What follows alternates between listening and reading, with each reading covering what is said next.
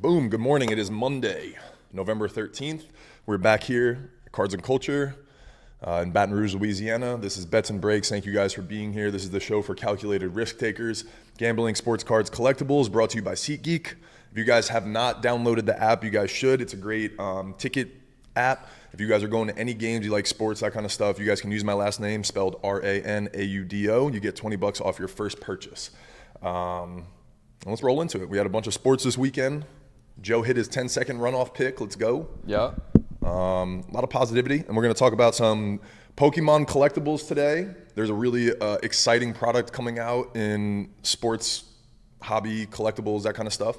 And I'm really excited because we're going to dive into that. I'm going to get Joe's opinion on some stuff. There's a really cool MLB debut patch, something that Topps and Fanatics are introducing in the hobby. I think that'll be a really cool topic of discussion for us. We're going to get into, like I said, our picks that we took last week. We got some picks for tonight. What else are we talking about? Oh, we're going to talk about Chet Holmgren a little bit. I think there's a lot of focus on Victor Wembanyama, obviously, rightfully so. But I really like what Chet's doing. So there were some really cool cards hit this weekend of Chet. So we'll get into that. And then we'll give you some picks for the Monday night game tonight and some NBA games. There's not a lot of NBA games on tonight, Monday. A lot of teams played yesterday, so there's only 4 games tonight.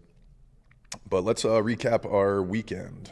All right, so last week we said our best lines of the night were Mavs -1 on Friday night. They blew, I think it was the Pelicans, out of the water. So that was a good one. We cleared that one. That was nice. Yeah. You took why you said you. So this was one of the ones that we talked about. We weren't 100% sure if we officially put it in. But we're gonna take the L on it and take accountability because you said you liked it, and I was like, fuck it, let's go, let's roll with it. Yeah. So Washington -7.5. The hook got us, huh? Mm-hmm. They won by 7. Won by 7 in a game. They really, it wasn't one that they probably should have been only winning by 7 in. There we go. Amazon, sorry. It's a good thing, making sales online. They what? They shouldn't have won? They should have. I mean, they should have won, but they were in a much closer game than they should have been. That should have been a decent beatdown. Yeah. Yeah. Part of it, Vegas knows always. So we went 1-1, our best lines of the night. Overall, our bets and breaks picks are 2-1. So I'm excited about that. That's good. Positive. Did you see what happened Friday night with the LSU basketball? I don't know. We were texting. Oh yeah, Nichols. They lost to Nichols. Yeah. It was freaking wild. Anyway, I took the over in that game, and for a little while it looked like it was going to hit because Nichols came out crazy on fire, and I was like, oh, that's a good thing. They were beating LSU a lot. LSU wasn't scoring. Then LSU came back in the second half. They had a lot of momentum, but they just never pulled away. And Abby and I were at the game, and I leaned over to her, and I was like, this is in basketball. They did the job. They came back. They got the crowd into it, right, where everybody's excited. They need to go up 10. There's no way they can keep it at 2 or 3 and stay there, because if they're in the game in the last 2 minutes, they're going to have all the momentum. They're going to feel like they can win that game. And if you watch the last play, it was in shambles. The play broke down everything, but then this dude took this crazy shot, right, and it gave him confidence. He rises up, cashes it, hits a 3 with a second left, and I think we wound up losing by 2. Yeah. And the over/under missed by 8 points or something like that. So. Yeah, and McMahon in the presser was slamming tables and freaking out. I love that. That's the kind of energy I want to see out of the coach. It was unbelievable. I missed that about Will Wade, honestly. Yeah. That was, again, I'm still relatively new to the post-game pressers and things like that. That was really, I don't want to say cool because I'm an LSU fan, but it was cool. This man took responsibility for that loss. He congratulated the other coach. He told him that he outcoached him, he outworked him. Their team outworked our guys. They were more prepared. And then he got asked a question that I think just triggered a little bit of the anger that was inside of him, and he slammed the table. I was sitting there and I'm like, let's go. I want to go play for this dude. So yeah, I know he's frustrated, right? He's rebuilding a program was in shambles and things like that. So I'm sure there's a lot of real frustration there, but it was cool to see. To be fair, it was in shambles. The program was in shambles, but I don't want you to be taken out of context there. Not because of Will Wade, because everybody left because we got rid of Will Wade. Correct. So, correct. Yeah. And just rebuilding a program, right, with penalties and things like that, and when there's negative association, It's hard to recruit, right? Just that kind of stuff. So I think he's doing a great job. I think the kids that are even on the podium, just hearing them talk and stuff like that, I like the quality of the kids. They were real, they were raw. And I think that he's doing a good job rebuilding that program. So It was fun to see it. You don't ever want to see them lose like that, and that was a bad game. Especially not to a Louisiana school. Yeah, and so before the game, there was like a stat on the TV. We saw it, and it said something like, since 2010, LSU was 29-0 against Louisiana schools or something like that in state. I don't know why they picked 2010. Maybe in 2009, before that, we were bad. We were bad against Louisiana schools, but. Yeah, one of my favorite interactions from LSU basketball with a other Louisiana school was in the NIT. LSU played ULL, not UL, that would be Louisville, but ULL, and I'm laughing because Joe hates that ULL is called UL. They're not called that. That's what they call themselves. They're not the flagship of Louisiana. But they were talking all kind of trash. Their coach was all fired up about wanting to beat LSU. Was talking negative on the PMAC, saying that ULL had a better gym, all that kind of stuff. And so LSU got up, called the timeout with 5. Like, there was no shot ULL could have won, but like, Will Wade called the timeout just to let ULL kind of relish in it. And after the game, they asked why he called the timeout in a non-losable game. And he said, they just don't get to play in big games like this a lot of the time. I just wanted to give them an opportunity to really take in the moment. And I loved that. And then he said, yeah, their coach said, their gym's better than ours. That's fine. We have an arena. And just like, I love Will Wade. I loved it. Yeah. I loved it. I do miss a little Will Wade. He was funny. He was a character. Oh man, that's funny. Tatum over 27. We were talking about that before my second pick did not hit either. Jason Tatum, I needed him for 28 points. I think he finished with 24, 25, 20. I think he had 26 actually. But they pulled him out, with 6 minutes to go in the fourth quarter because they were blowing him out. They were up. So again, that one didn't hit. Joel Embiid over 10.5 rebounds. That was plus money. That was one of those ones that I was like, I might use this for the line of the night. He averages 11. Like, everything was checking it. He had 11 in the first 2 minutes of the third quarter. Like, I barely had to sweat that one out. So That was nice. So I went 1 and 2 on Friday for my picks, but you did well. Yeah. So I had I had Washington minus 2.5. That was an alternate spread for my parlay. I had Florida State minus 6.5, and then Texas minus 2.5. So Washington cashed for me. They won by 7. That was the easiest one of the night for me, sitting at 2.5. Both Texas and Florida State, I won by half a point. So Texas, I had minus 2.5. They won by 3 in a game that they should have won by a lot more. Yeah. And then Florida State, what we talked about with Miami, that's just it's one that I figured Miami could have covered, but I thought Florida State I felt pretty comfortable about them getting the win. Had them 6.5. No, I had them 2.5. They won by 3. So. Dang. So I would have if I would have taken the alternate spread. Yeah. Damn. That would have been fun because I said I wanted to take Miami plus 14. I felt like it was going to be a close game. That's funny, but. 10-second runoff parlay hit. It was plus 141 too, right? Yep. That's nice. Well done. Positive value. Our lottery ticket of the night, I don't think it could have been any further away from hitting. I don't know. Luka was close to a triple-double. I think he was like 1 or 2 things shy, but out of the 4 legs, I think 3 of them did not hit or something like that. So, yeah, that's tough. Yeah, we weren't close. But I'm excited about our lottery ticket tonight because we're gonna make one live for the Monday night game. Yesterday, Joe, I was if Tony Pollard, they didn't target him once yesterday. If he had 2 receptions, I won $3,000. I was so close. I hit my other 5 legs of that, the 2 tackles, the kicker with the extra points, all that stuff. And even last night, I was 1 play away again. So those ones are close. That's like, I like those, and it makes it fun for a $10 bet, to win 120 or 220 or something like that. Yeah. So that's fun. All right, so let's get into quick news. This is the hobby news that I think is a lot of fun for me. As a baseball guy, Fanatics and Topps, so if you guys aren't familiar, Topps has been a traditional baseball card company for years. They've had the license with MLB forever. Fanatics went and bought Topps as a company, so they now own Topps, and they operate under the Fanatics umbrella and that kind of stuff for creating a fan experience.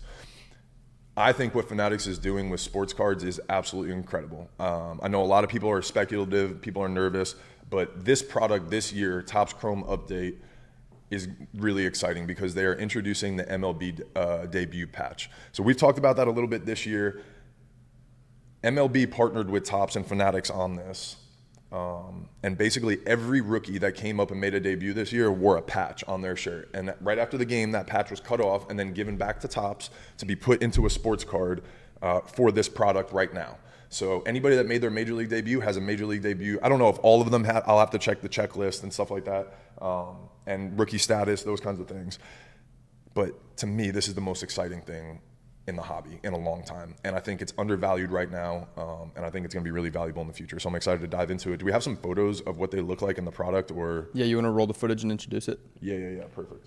Throw those headphones on. Yeah, there's a really cool video. If you guys haven't seen it, Topps posted this on their Instagram, I don't know, a couple days ago maybe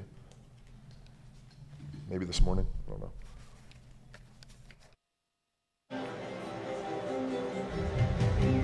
I want to say I was there when Ken Griffey Jr. made his debut. Derek Jeter made his major league debut last year. It only happens once. Making his major league debut. The first time a player steps on a major league diamond. Making his major league debut, Jordan Walker. It's the debut. A symbol of a moment when possibilities are endless. Now Kodai Senga will make his major league debut. There it is. First of all, that video gives me chills. I think it's really dope and well done.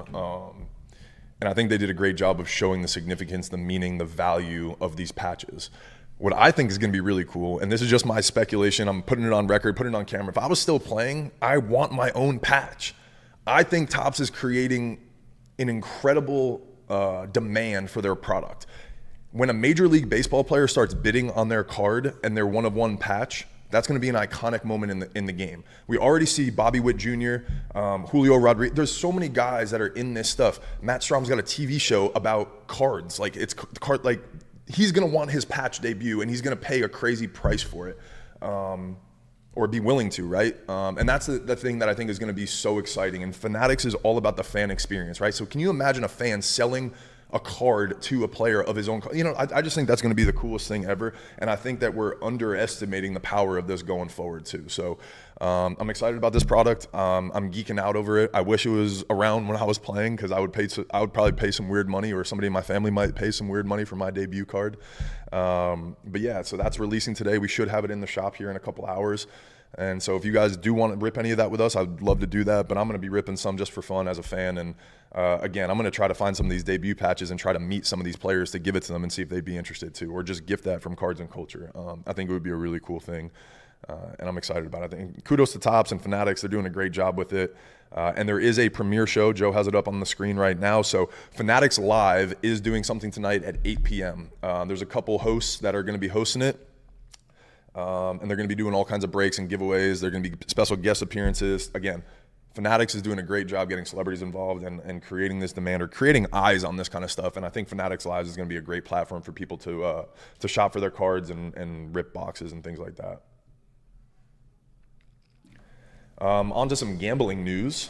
Obviously, the cards are a little bit of a gamble too. You're going to pay $300 for that box and hope that you pull out a $1,000 card, right? Yeah. But actual sports gambling. Yesterday we were in the shop here on a Sunday, and one of our employees loves basketball, huge basketball guy. So him and I were just shooting the shit a little bit when we were slow at the end of the day. And I was like, let's put a crazy parlay together for this Philadelphia game. And so I put a 9-leg parlay together. I don't ever hit 9-leg parlays. I don't think you're supposed to hit 9-leg parlays. But I threw $20 on it to win $100. It was like plus 500. So that was really cool. And that one hit. It hit really early, actually. I had to...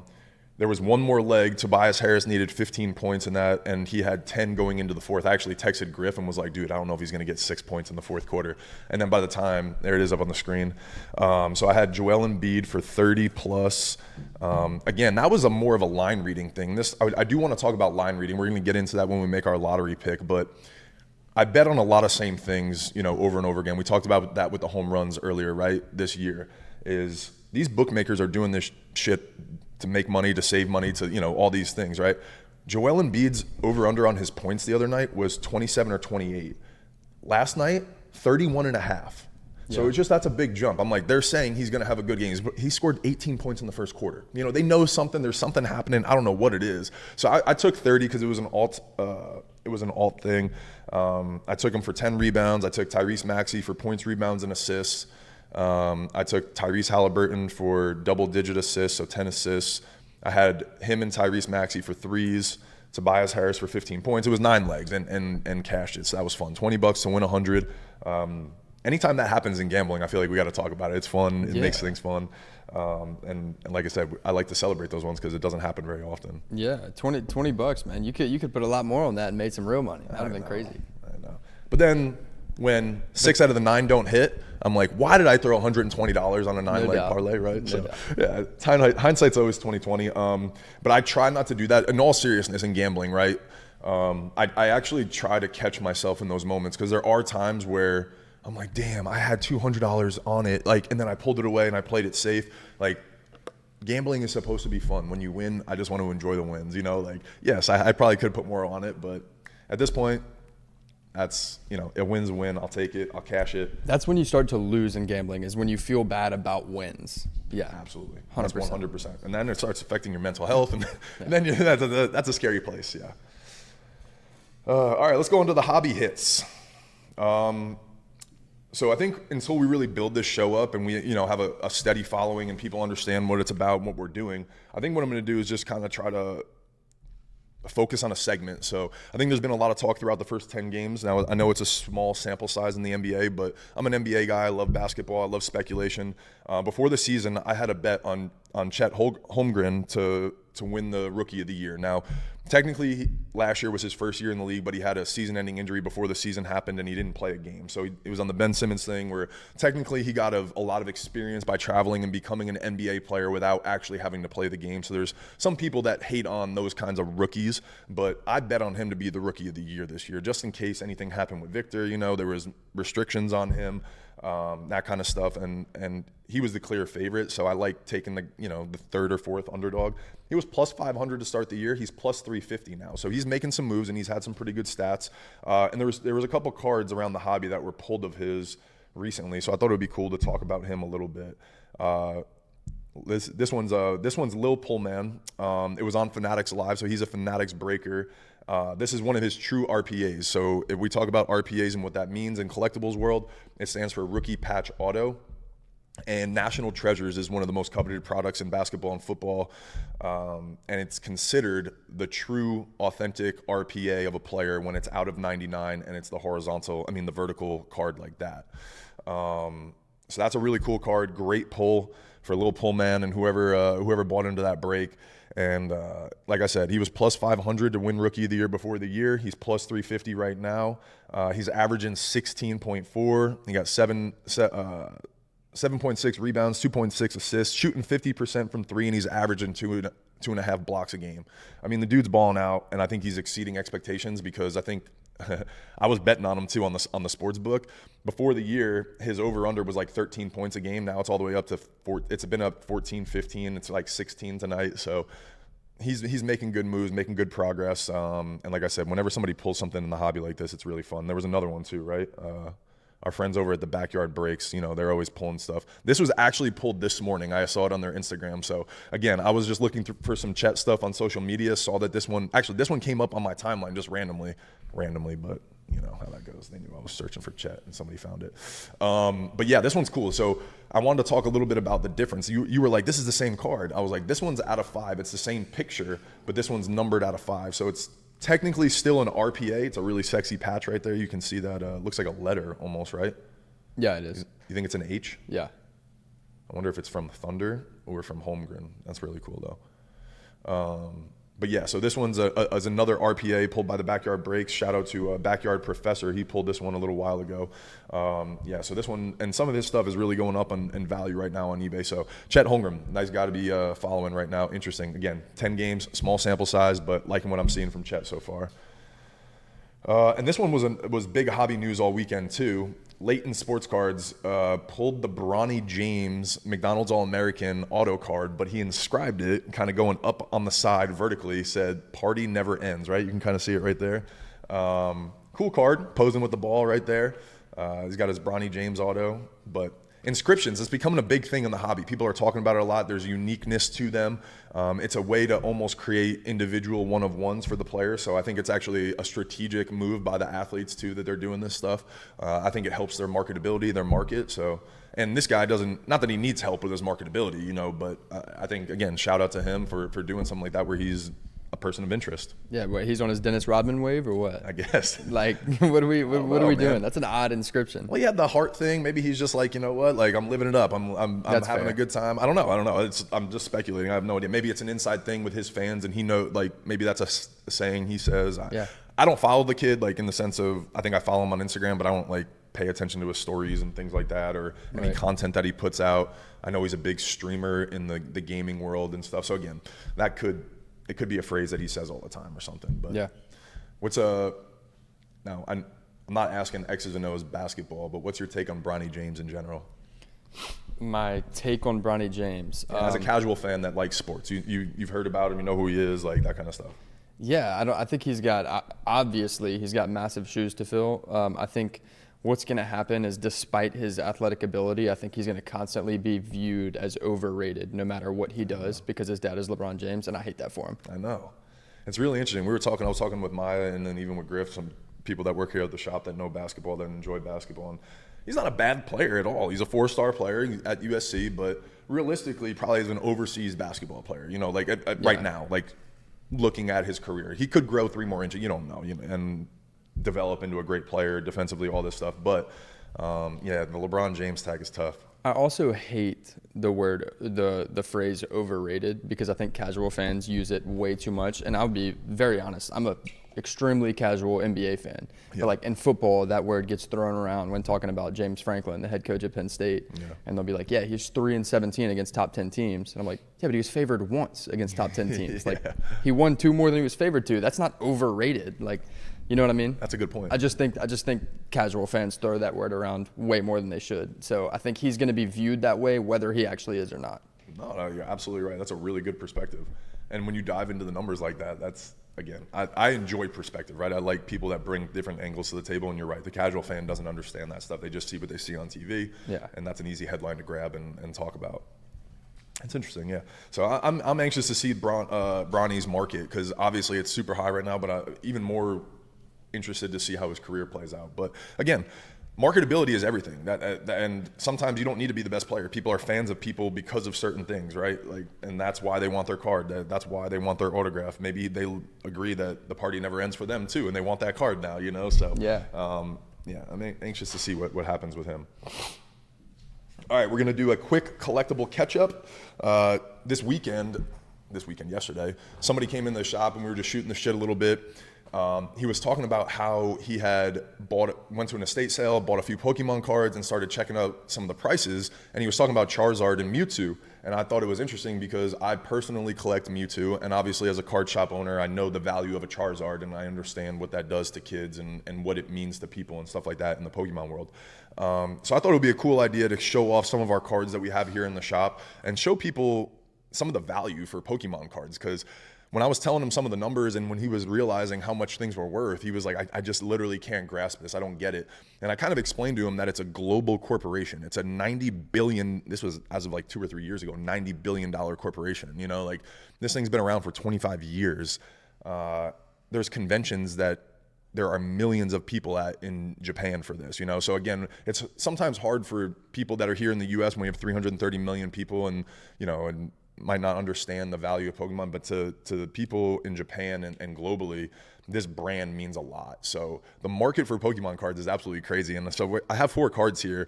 They're all CGC 10s. 2 of them are pristine 10s. So shout out CGC. Those are some of our good friends over there. We have some good deals with them and partnerships, and they take care of us. We've been down to their facilities a few times. It's absolutely gorgeous. But I think they have the nicest slabs in the game from an aesthetic standpoint, whether it's a sports card or a TCG card. But for our TCG cards, I really don't go anywhere else except CGC. These slabs are absolutely incredible to me, just from an aesthetic standpoint, the clearness of them, the quality of them, and they rebranded their labels recently, so they're doing the pristine 10s now, and they just look super clean. I'm a black and white colored neutral guy, and so they have the black logos. It looks super clean, and all these cards are pretty much $75 or above, and this one Rayquaza over here is probably anywhere from $350 to $600. So again, a Pokemon card that you can pay $7 for out of a pack, you can potentially pull out these cards that if they get a good grade and you put them in a nice slab, people are going to pay a pretty good penny for it. And there's always a market for Pokemon cards. I always talk about it in the shop. It's probably our most liquid item because everybody has a version of a Pokemon card, whether it was 20 years ago or the more modern stuff or a kid that's involved in it or anything. So I love Pokemon. I think it's a crazy valuable brand and collectible space. And I think it's really cool that we have some really good Pokemon cards here in the shop. And I couldn't say that without our friends at CGC too that help us out. Great turnaround time. They get our 50 to 100 cards in and out and back in the shop within 10 days, something like that. And there's some great deals all the time with them. So make sure you guys go check them out. And if you guys are in Baton Rouge, please come by and check out some of our Pokemon selection. All right, so we talked about our betting records. I'm 3-3 so far. Joe in the 10-second runoff at 2-1. The show as a whole is 2-1. Our lottery picks are 0-2, and we're down $20. But as soon as we hit one of those, that will cancel out the $20. And so I'll give you my picks. I think Joe's got some picks for you guys, and then we're gonna pick this plus 1,000 one together, Joe. Like kind of the way that we were talking about, like when I was asking you yesterday. All right, this middle linebacker, why do you think he might get 2 tackles tonight, 3 tackles? That kind of stuff. So it'll be fun. So the best line of the night, when we pick this is just something that jumps out to me when I'm talking about literally line reading and trying to understand why the spread is the way that it is. So to me, the Sacramento Kings are at home and they're +3. Normally when you're at home in basketball, that's a 3-point favorite already. So if they're +3, that's actually, the books are actually saying it's probably +6. I don't understand this. Now, De'Aaron Fox is questionable to play and it's a game time decision, but if he plays, I think they should be a 3-point favorite. So they're playing the Cleveland Cavaliers. The Cleveland Cavaliers are 4-5. Sacramento's 4-4. I just think they have a better team, and they're at home. And if you know anything about watching them at home, their fans get into those games too. So I know it's a Monday night game. I know De'Aaron Fox is a game time decision, but this +3 sounds too good for me. So I'm grabbing +3 all day, every day, and I'm going to do it before they announce that De'Aaron Fox is playing or isn't playing. So you think these are like this is a toss-up type game, like on a neutral court? This is a pick 'em. On a neutral court, I still take Sacramento, these two teams. I think the Cleveland Cavaliers are really good, but they haven't played that well this year. So I don't know. I'm taking Sacramento at home. I don't think that it's going to be. Yeah. I just think when I looked at the game, I would assume Sacramento would have been a -2.5 favorite or -3 favorite or a pick 'em, like where if De'Aaron Fox wasn't playing, Yeah. So when it was +3, I'm like, damn, I'm going to take those points. 3 points with them at home and the chance that De'Aaron Fox is going to play. Yeah, I'm taking them. So again, that's just me standing out. Again, I don't know what I don't know because obviously the books know something. My other ones, again, there's only 4 NBA games. I don't love picks tonight, so instead of forcing 3 picks, I'm going to take 2 that I like, that are okay, that are standing out to me. Jason Tatum over 40.5 points, rebounds, and assists. He had 2 games last week that he didn't hit his averages. I just feel like, law of averages says he's going to have 30 points tonight. So I like that if 30 of those in the points, rebounds, and assists come from points. Giannis, I'm taking his over 44.5. He had 54 points and 35 points respectively in his last 2 games. Before that, he was playing pretty solid, even defense with rebounds and things like that. So I like his points, rebounds, and assists here. I think he's going to do fine. I'm going to take both those tonight as my 2 picks. Yeah. So I have for mine. Football, huh? Yeah, Monday Night Football. So I have one kind of long shot here. I have Dalton Kincaid, rookie tight end for the Bills, for 2 touchdowns. Nice. Am I super confident in that one? Not really, but I do think that he and Sam Laporta are the 2 best rookie tight ends right now, and they're both getting a really nice target share. So he's certainly got the opportunity. He's a red zone type tight end. He's gonna, I got him at minus odds for 40+ yards later. I'm gonna take that in a parlay, but I think he's gonna get a nice target share. And if they do get to the red zone a couple times, and the Denver defense is able to, put some clamps on Stephon Diggs and in the run game, then Dalton Kincaid's there. He's their check down guy. So we're just going to throw $10 on that, see if we can make 150 there. And then I did put together a 2-leg parlay. Josh Allen for 250 passing yards, and then Dalton Kincaid for 40+ yards. I love that. Yeah, I feel really good about that one. That's pretty much even money. It's plus 108. Yeah, I love that. I'm probably going to jump on that one with you too. I really like that one a lot. I'm really loving tight end. Like, I don't know what it is. Okay, maybe I just notice it more because I'm betting and things like that, but has the game changed at all where quarterbacks are utilizing the tight ends different? 100%. Okay, cool. That makes me feel better because I'm like, it feels like recently, like these guys are getting like crazy targets and stuff. It's not necessarily that the game has. It is that the game has changed, but if you look at it over like a historical context, like guys like Jason Witten and Jimmy Graham and Jeremy Shockey, like they were all getting good target shares 15, 20 years ago. Right. But then the game kind of like moved towards a spread offense, opening up the field, going zero personnel, that kind of stuff. And all the Go back.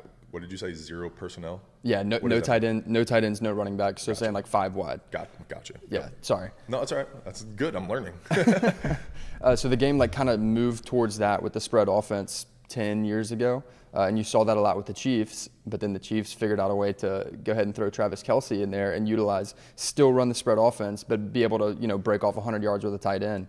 And it's kind of why they're unstoppable with that with the mix of Pat Mahomes. So I think everybody's kind of like latching on to that style and scheme, and you're seeing it around the league. I love things like that in sports, right? Like when Steph Curry and analytics come in and they say, hey, look, the 3 is actually the move, and we're going to find the best way to get the 3 ball involved and become the best offense in shooting early in the shot clock and shooting threes and volume threes, right? And then they happen to have the best shooter in the world actually doing that, right? And now everybody shoots the 3, and it's like that's the system that everybody does. So I love hearing that. I didn't think of it from that perspective, but it makes total sense. Yeah, and it's the reason they moved away from the tight end for a little while is because football, especially in the NFL, used to be a power game. So you go back to Shannon Sharp's day, like Exactly. he was a big blocker, Right. And if he was catching balls, it was more so like digs or little checkdowns to the flat. Yep. And now they moved to spread and figured out, okay, we still need this tight end position, but they have to be big athletic guys who can still run routes and make good catches. Yeah. And that's you're seeing that with guys like Dalton Kincaid and Sam Laporta. Pretty much anybody that comes out of Iowa too. Iowa has like 6 tight ends in the Really? league right now. Yeah. Like Kittle is one of them. Like, yeah, they're all over the place. I love it. That's cool. It's a factory for tight ends. Yeah. Yeah, all right, so we're riding with Dalton Kincaid. I like it. It's been one of my favorite things to bet this year is I've been heavy on receptions, over-unders, right? And, yeah, like I said, that's what I've just been noticing. I've been, like, leaning towards more tight ends, and obviously on the books, usually their over-unders a little less than, wide receiver 1 or 2. So, yeah, I love it. That was a great clip, too, like, just, like, the information that and the reason that like tight ends are becoming more, like it makes total sense. We definitely need to clip that and post that today for real. That was really good. All right, let's mess around with this lottery ticket and then we'll get out of here because I know Abby's got to start her show. All right, so I'm going to talk about this, what I've been doing, and I've been talking to Joe about it and just like picking his brain. Again, I'm not a football X's and O guy. I'm a gambler, and I line read, and I try to just again, the show is calculated risk, right? So what I look for are trends, are history, that kind of stuff. And so what I've been doing is putting together a 5 or 6 leg parlay that gets me usually anywhere from plus 1,000 to plus 1,500. And usually on the Thursday night and the Monday night, I definitely have a huge boost. And then usually on Sunday, there's one game that they give me a big boost on, So what I've been doing is boosting it to get to about plus 2,500. And depending on the amount that I want to bet on it, like there's a chance that I can win $5,000, and all these things. And so we've been really close 2 or 3 times to hitting those, and it's literally a field goal away or an extra point away or certain things where if the game just went a certain way, it would work, right? It's why the books make their money, but also these are the way that I think you can use calculated risk to try to gamble a little bit. So what we do is we find 2 defensive players whose over-under on their tackles is favorable, or they've done it, X amount of times, a certain percentage of times this year. I find 2 guys that I like their receptions for, and then I usually decide whether I'm going to do the quarterback, rushing and passing yards combined, or a running back that receives, 2 to 5 passes a game and can get some good rushing and receiving yards, and they're over-under on that. So usually what I do is I pull up both teams' depth charts. So I just go Bills depth chart, I pull it up, have that window open, and they're playing who? The Broncos, right, tonight? Yep. So then I'll go look at, and I'll have Broncos depth chart up.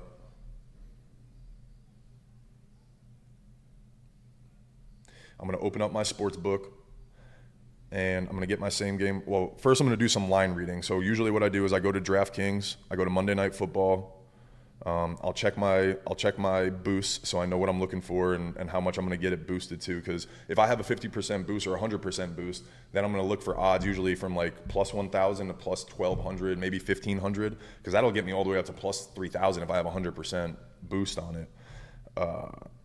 If it's 50%, then I try to get it, a little bit more into the 1,500 to 2,000 range. So I usually go to the game.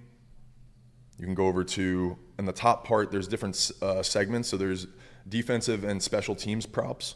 So basically, I just do some line reading to see what the books are saying. Wow, it's early. Oh, solo tackles. There we go. I go to solo tackles, and I just line read a little bit. So what I mean by that is Alex Singleton, his over-under is 5.5, and it's minus 140. So the books are saying that's probably going to happen at minus 140. So that's something I would immediately look for. I would go look at the depth chart, find Alex Singleton. I would look at his stats, and I would say, how many times this year did he have 6 solo tackles in a game out of the 8 games that he's played? I look at that percentage. If it's 50% or more, I'm like, damn, I kind of like that. That looks good. Then I would go to Joe, my football people, and be like, all right, this dude plays this position. Does it seem like he would be the offense for the opposing team? Is he going to have opportunities to have tackles in the open field or whatever, all that kind of stuff, right? So let's mess around with that a little bit. Is anything jumping out to you on the defensive side so far? I love Leonard Floyd to record a sack. Ooh. Yeah. So it's weird. On the same game parlay, you can't put sacks in there. So what I've been doing is I also, like last night, Jermaine – for the Jets, Johnson maybe, or Jermaine, I don't know. Again, it's just stats. Yeah. It was 0.25 and it was like plus money. I'm like, yes, I'm taking that all day. Threw $25 on it, had a half a sack in the game, So like I've been taking sacks too. Sacks are really a good one for me. So who was it? Leonard Floyd. But if you can't parlay that, well, I'm going to take it just regular. Or Leonard Floyd, his over 0.75. So his 0.75 is kind of high, but if you think he's going to have a solo, like a full sack on his own, then it's plus 100. Yeah, I like it. I have it at minus 132 on FanDuel. Really? Yeah. But is it 0.5 or 0.75? I just have him to record a sack at minus 132. That's crazy. And on DraftKings, it's 0.75 and it's plus money. Yeah. Wow, I'm taking that right now then. Why do you like him for a sack? He's solid. He's one of the best defensive linemen for the Bills, and I'm not confident in the Denver O-line. I love that. Yeah. I want to just see how many sacks he has this year. I also have. I know one of your legs here is normally kickers. I like Will Lutz for over 5.5. That's just 2 field goals. They're bottom half of the league in red zone scoring touchdowns. And I want to stay away from Tyler Bass, the Bills kicker, because they're 3rd in the league in scoring touchdowns in the red zone. Say that again? The Bills are 3rd in the league. So whenever they get in the red zone, they score a touchdown 70% of the time. So we want their kicker. Well, no, because I don't think they're going to score 6 times. Like, you see what I'm saying? So, or they have his over/under at 6.5. So they would have to score 7 touchdowns. You know what I mean? Or score 4 touchdowns and get a field goal. And that's a lot of scoring in the NFL. So I would rather go Will Lutz for the Broncos because all they have to do is get in the red zone twice. They're bottom half of the league in scoring touchdowns in the red zone. If they get in the red zone twice and get stopped, 2 field goals gets it done. What I've been taking on – so are you on FanDuel? Mm-hmm. Okay. On DraftKings, when you go to same game parlay, I've been doing point after attempts. Okay. So it basically is I was betting, just looking at total points. Yeah, exactly.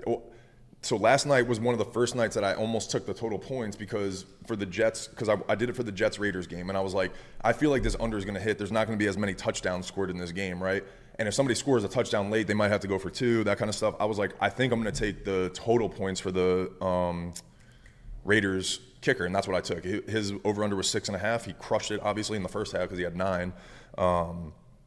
But normally what I do is, especially if the over-under is like 42 or higher, that tells me there's going to be some touchdowns scored in the game. And if I can find the kicker for 1.5 points, point after attempts, I bet you the Bills guy is going to be 3 though, or 2.5. Let's see. Yeah, Tyler Bass. Yeah. So his over under is 2.5. So they would have to get 3 touchdowns. But I mean, I don't it hate happens. that. Huh? I don't hate Yeah, that. I don't hate it either. But Will Lutz, they only need 2 for Denver. I don't love.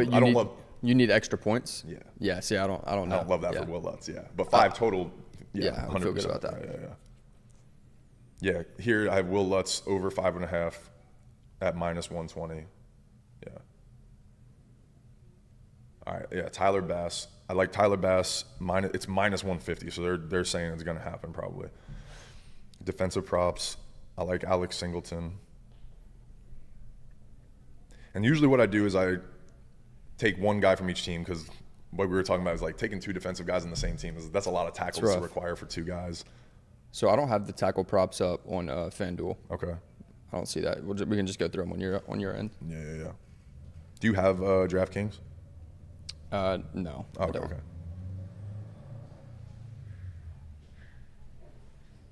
Also, so this is my theory again. I like taking, if I'm going to take a middle linebacker for tackles and his number is going to be kind of high, like 5.5, like 6 tackles is a decent amount in a game, like solo. I've been leaning towards the team that I think is going to be on defense more. Like, right? Yeah, for sure. I'm just making sure I'm making the right assumptions there. I think it also like run heavy teams.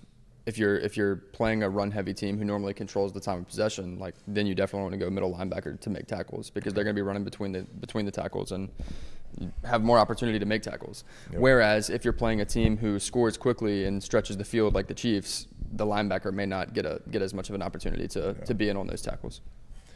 All right, so these are the types of things that I like to mess around with. So Singleton has had 6 or more tackles in the last 3 games. He had 10, 6, and 6 in his last 3. He had 5 before that. He had 4 before that. In every game this year. So he's done it 1, 2, 3, 4 out of the 8 games this year. And he's done it the last 3 games. So it's trending that way, but 5.5, I feel good about that. I'm still taking it. He went to Montana State.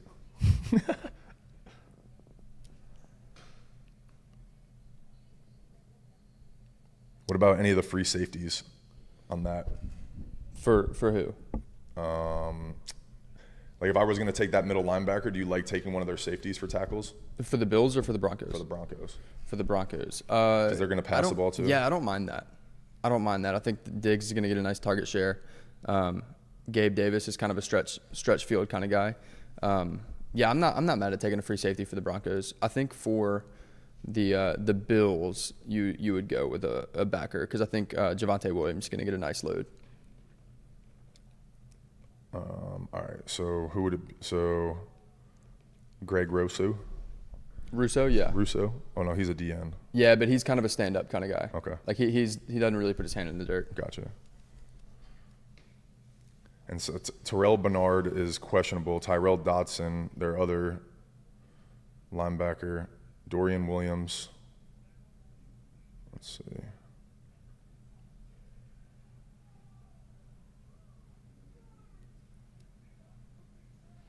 Taron Johnson.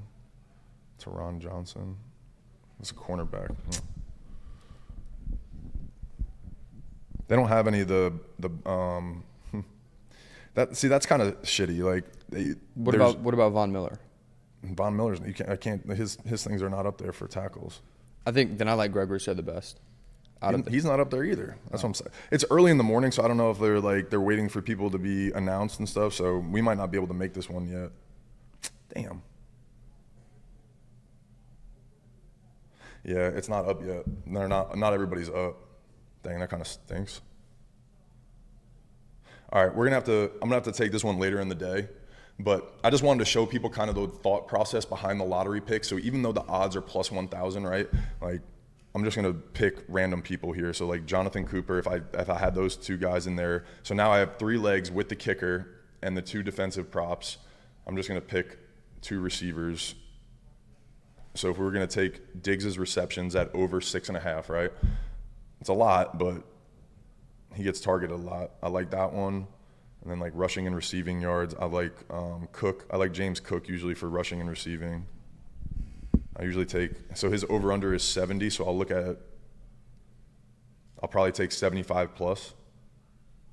So I'm at 5 right now, and it's plus 1,300. See, this is probably going to be a version of our lottery pick. Tyler Bass over 2.5 extra points. Alex Singleton over 5.5 tackles. Jonathan Cooper, whoever would be the next person, over 2.5 tackles.